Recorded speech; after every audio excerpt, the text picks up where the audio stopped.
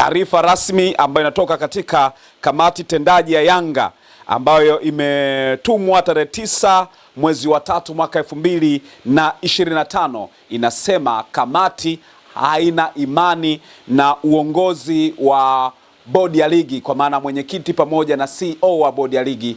Mashtaka haya ni moja kwa moja naenda TFF. Kutokana na maelezo hayo hapo juu, ufuatao ndio msimamo wa kamati ya utendaji wa Yanga. Sasa hapo ndipo ambapo tunapata kamati tendaji ya Yanga inakuja kutoa tamko sasa nini ambacho wao wamekiadhimia.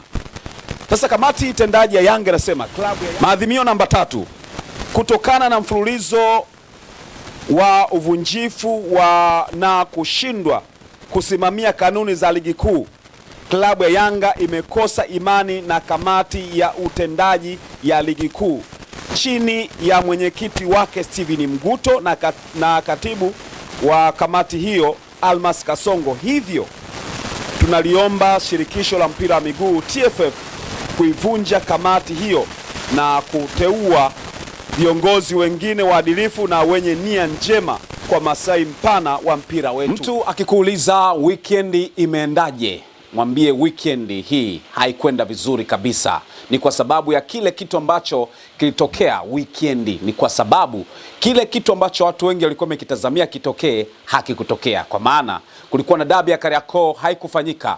Kwa hiyo mtu akikwambia weekend imeendaje, mwambie haikwenda vizuri. Mimi naitwa Lugano Israel, karibu sana. Usiku wa saa 4 na dakika kadhaa hivi, Yanga wakawa wametuma taarifa ambayo inaeleza kutokuwa na imani na bodi ya ligi. Taarifa rasmi ambayo inatoka katika kamati tendaji ya Yanga ambayo imetumwa tarehe 9 mwezi wa 3 mwaka 2025 inasema kamati haina imani na uongozi wa bodi ya ligi, kwa maana mwenyekiti pamoja na CEO wa bodi ya ligi.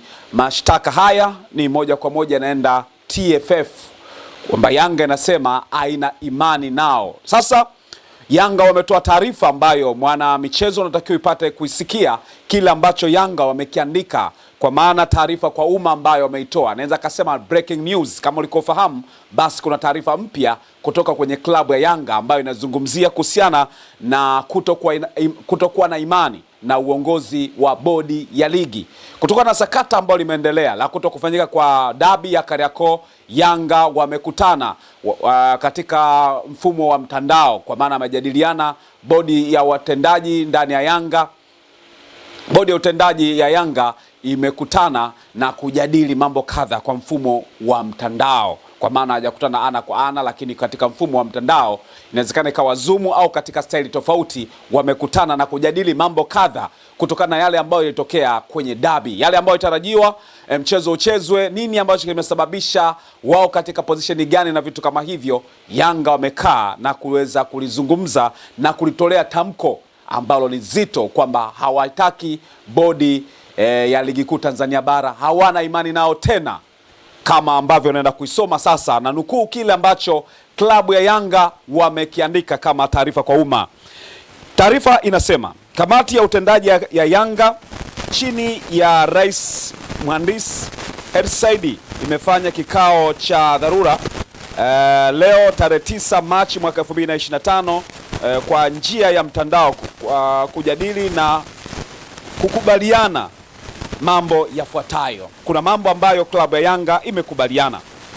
Kwanza, uongozi wa Yanga unatoa pole kwa wanachama, mashabiki, wapenzi na wadau wa mchezo wa mpira wa miguu waliosafiri kutoka sehemu mbalimbali duniani na kushindwa kushuhudia mechi yetu dhidi ya klabu ya Simba iliyokuwa ifanyike jana tarehe 8 Machi 2025 katika uwanja wa Mkapa. Klabu ya Yanga ilifanya maandalizi yote ya mchezo kama inavyoelekezwa kwenye kanuni, ikiwemo kushiriki kwenye kikao cha maandalizi ya mechi MCM kilichofanyika tarehe 7 Machi 2025 saa 8 mchana kwenye hoteli ya Spice jijini Dar es Salaam. Kwenye kikao hicho ambacho kilihudhuriwa na klabu ya Yanga na Simba, wasimamizi wa mchezo ikiwemo mratibu wa mchezo, afisa usalama wa mchezo, mtathimini wa waamuzi, kamishina wa mchezo na watendaji wa bodi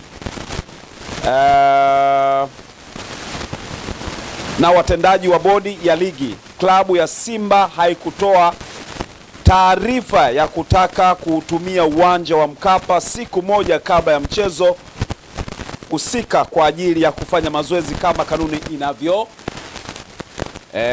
kanuni inavyoruhusu.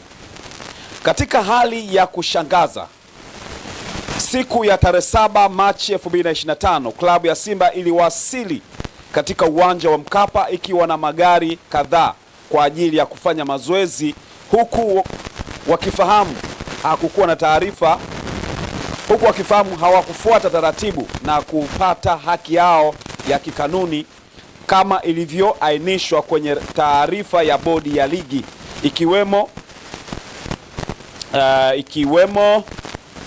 kuleta ombi hilo kwenye MCM, kuwasiliana na msimamizi wa mchezo, meneja uwanja wala timu mwenyeji ambayo ni Yanga. Hapa nitairudia kidogo ili tuweze iweze kueleweka vizuri. Anasema ikiwemo kuleta ombi, nirudie hapa, wanasema kwa ajili ya kufanya mazoezi, huku wakifahamu hawakuwa na wamefuata utaratibu za kupata haki yao ya kikanuni kama inavyoainishwa kwenye taarifa ya bodi ya ligi, ikiwemo kuleta ombi hilo kwenye MCM,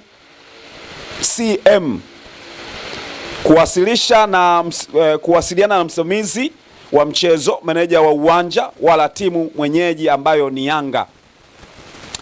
Mamlaka ya uwanja ilikataa kuwaruhusu kuingia ndani ya uwanja kwa sababu hakukuwa na taarifa wala maandalizi yoyote yaliyofanywa kwa ajili yao, na baada ya kuwepo kwa sintofahamu hiyo, klabu ya Simba iliamua kuondoka uwanjani hapo.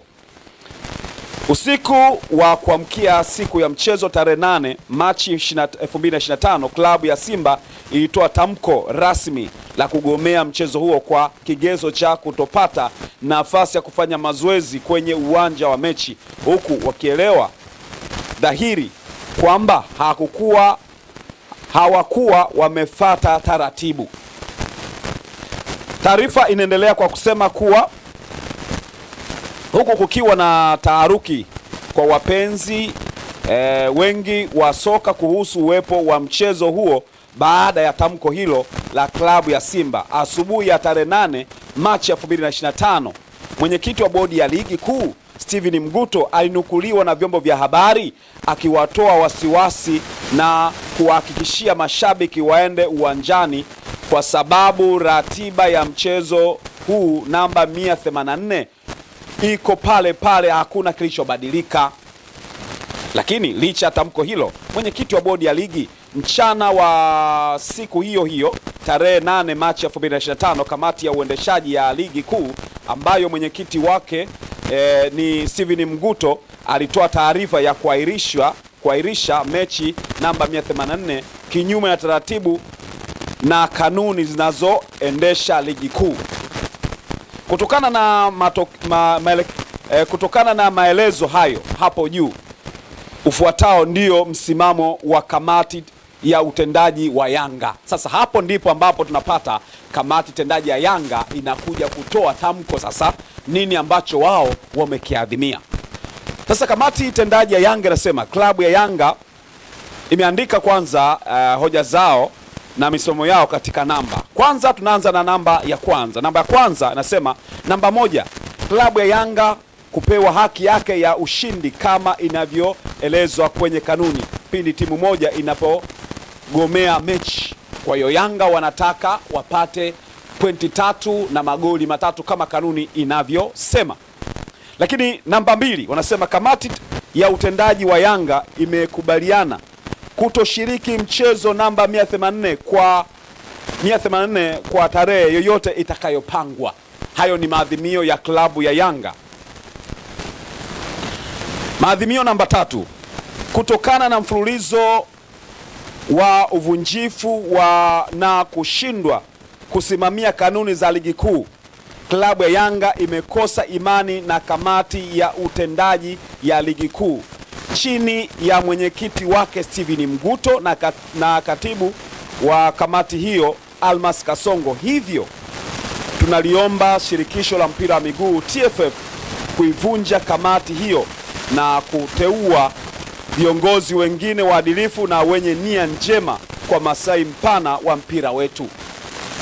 Mwisho lakini sio kwa umuhimu, tunawaomba wanachama, wapenzi na mashabiki wa Yanga kote duniani kuendelea kuwa watulivu wakati uongozi ukiendelea na taratibu za kuhakikisha kuwa sheria na taratibu za uendeshaji wa mpira wa miguu na harakati za kudai haki yetu zikiendelea.